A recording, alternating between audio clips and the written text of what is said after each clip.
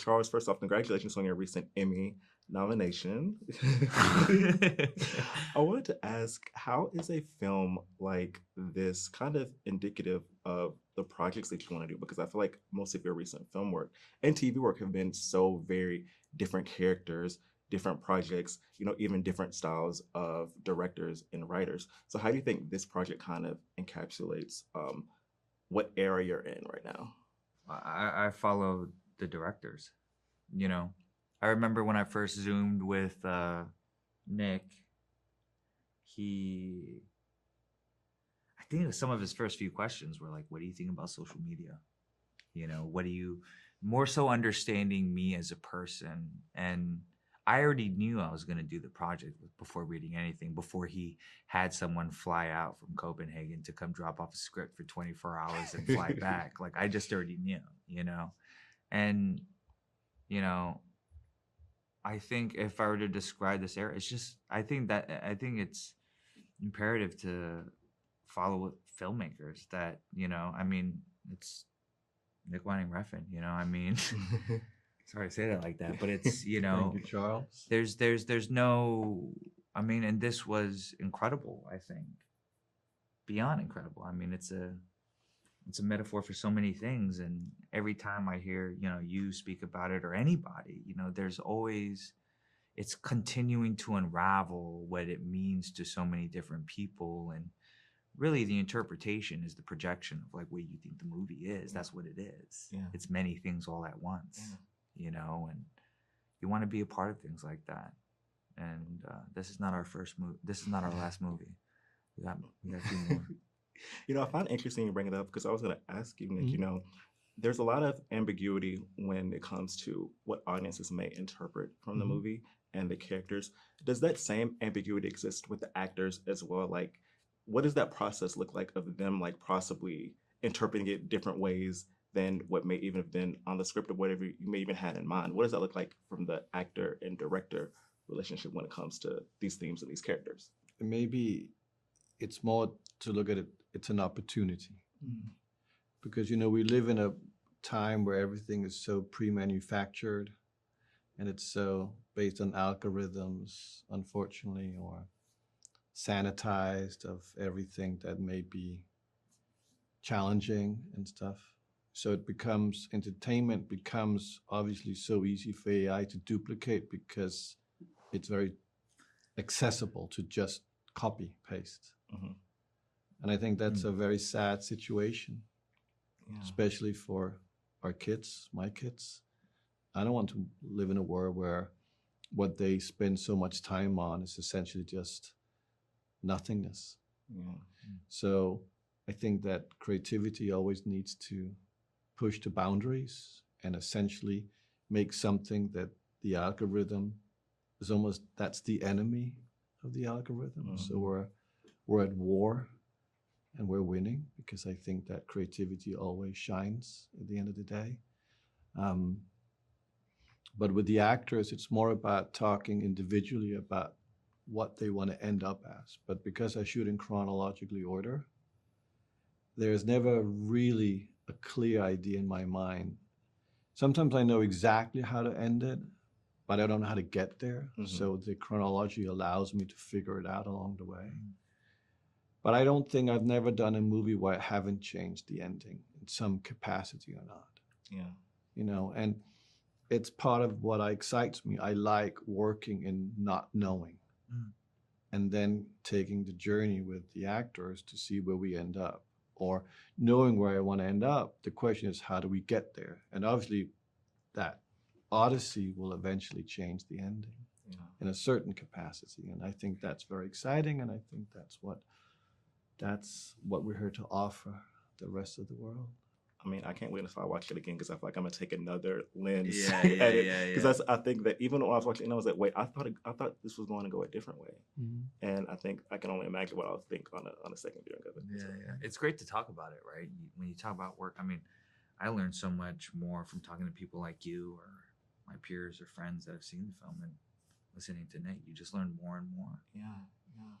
It's more like if you look at the kind of how fairy tales are usually connected in terms of narrative, it's that you can almost, if you have a piece of paper, and you hold it like this, and it has a lot of lines, narrative approach. That's how conventions usually work, because it's informative. But if you turn that piece of paper, it's very sliced thin. That's the narrative. It's almost as thin as a slice of paper. But if you fold it over along the way, it has depth of everything in it. And that's what fairy tales are. They're on the surface incredibly simplistic, so you can tell it and watch it and read it multiple times through generations. It never gets old because it's the same narrative. But it's the behind, the behind, the behind, the behind, the behind, the behind, the behind, where it becomes interesting. And then it goes to, obviously, to your point about interpretation.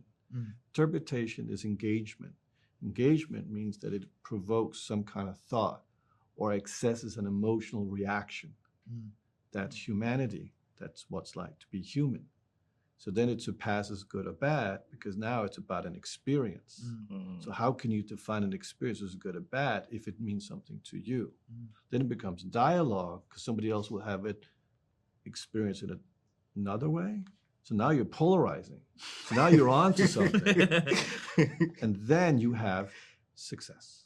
Yeah, listen. Oh, you got you got a great one right there. Love it. Oh, I could talk about this all day, but unfortunately, it's the end of my time. But I thank you both so much for chatting with me. Can't wait to see this film again, and I hope you both enjoy the rest of your day. Doing today? I'm good. How about you? I'm doing good. I'm so excited to chat with you about this film, which had me on the edge of my seat the entire time. Like, I felt like it was a true roller coaster ride. This is the first of Nicholas's films I had seen. So after this, I had to like go back No and do. way. Yes, it was the first, and I had to do a deep dive after this. So it was an experience, so to I know, I'm speak. like, And oh then, God. yes, I and feel then like it was, it's also the weirdest of his films. So yeah. it's a start for sure. Yeah. So like going backwards is just like it's like you're at the crescendo and then you're like going down the Wait. crescendo. All these pieces together that I think I missed within the Yeah. last like 10 minutes. Yeah. That's fun. Yeah. I feel like it is a pretty visceral cinematic experience. And were you able to see it in theaters? Yeah. So I had the full like, this the sound and everything. Like everything was locked in. Everything was locked in for sure. For sure. But the first question I want to ask you is this film it has a lot of ambiguity. Not only I think for the audience, but also there's a lot of ambiguity for you all in your performances as well. So for you, when you were approaching this material and reading this script, did you want to come from a perspective of I kind of know what this character's North Star is and what she's going for? Or were you coming from the perspective of I'm also in the perspective of the audience as well because I'm learning what this character is doing as I'm going through it? Yeah. Oh, definitely the second. Nick is a really interesting filmmaker and is very spontaneous and takes it day by day.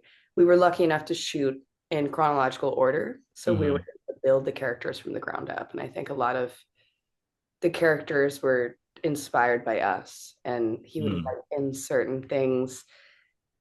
He would like send in different drafts or give us like a new scene and be like, after some dinner conversation, or it was really interesting to see how we influence the roles. I think specifically with Elle, a lot of what I was feeling at the time, being in Copenhagen, being alone, being kind of confused, and Mhm. doing a really hard project.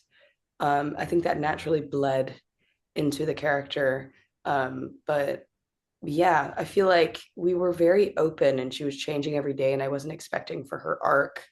I knew that she was going to reach a breaking point. This was all coming Mhm. to some breaking point because she's so repressed, and you can't shove down all your feelings forever. Yeah. It'll bottle up and explode. So I knew that, but I didn't know how to get there. And I think it was just taking it because we shot in order. Like if we didn't shoot in order, we just wouldn't have made sense of anything, I don't think. Yeah. Yeah. So a lot of things were up in the air, and morally, all of the characters are very ambiguous. And I think that's interesting. I love the gray areas in cinema. Yeah. Yeah, for sure, for sure. And I think this is such an interesting project for you to take on. I said the same thing to Charles as well when I was talking to him and Nicholas. And how do you think this project is kind of indicative of the types of films and, TV shows and things like that you would like to work on at this stage in your career? A lot of people know you for things such as Yellow Jackets, people know you for things such as Your Companion. How do you think this kind of shows where your mindset is at right now as a creative? Yeah, I mean, this is my first time working with an auteur, and it was Hmm. such a, he made me feel like an artist, and it felt equally collaborative, and like our voices were heard and seen, and what we said mattered, and I was equally part of the vision, and to feel that kind of, it's not control, but it's like there's freedom within that. I think that is setting a new bar for myself. And just because he's an auteur and nobody else could have made this film but him. And it's Hmm. referencing so many films that I love. And within our first meetings, it was just talking about, you know, B movies or like Italian horror, just like very specific, a very specific world that I want to live in because it's the Hmm. films that I grew up with that we both romanticize so heavily. Um, so it's not even just taste. I think it's just somebody that has a vision that nobody else can execute. Um, Yeah. he has a very singular vision.